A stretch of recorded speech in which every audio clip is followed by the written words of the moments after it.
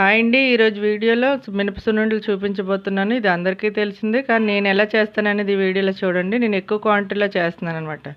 ముందుగా 2 కేజీలు మినపప్పు తీసుకున్నాను. అది మందంగా ఉన్న కళాయిలో వేసుకొని మంచి రంగు వచ్చే వరకు వేయించుకోవాలి.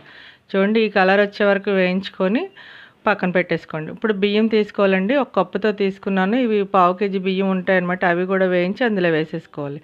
ఇప్పుడు నేను పిండి మిల్లులో పిండి ఆడించి తెచ్చానండి. ఇప్పుడు పంచదార ఎంత వేసానంటే 2 కేజీలు పావు పంచదార వేసాను. ఇప్పుడు 3/4 కేజీ నెయ్యి తీసుకున్నానండి. నెయ్యి కరగబెట్టి ఇందులో వేసాను అనమాట. అంతా ఒకేసారి వేసేయకుండా ఒకసారి నెయ్యి వేసుకొని మొత్తం అంతా కలిసేలా కలుపుకొని మొత్తం 3/4 కేజీ నెయ్యి పట్టేసింది. నేను నాకు కరెక్ట్గా సున్నుండలు ఎలా అయితే ఉండాలో అలా నెయ్యి అనేది సరిపోయిందనమాట.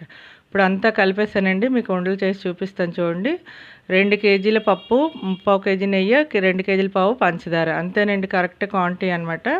చూసారు ఎంత బాగా వచ్చాయంటే చాలా బాగా వచ్చాయి. మీరు కూడా ఈ క్వాంటిటీలో ట్రై చేసి చూడండి. Thank you for watching.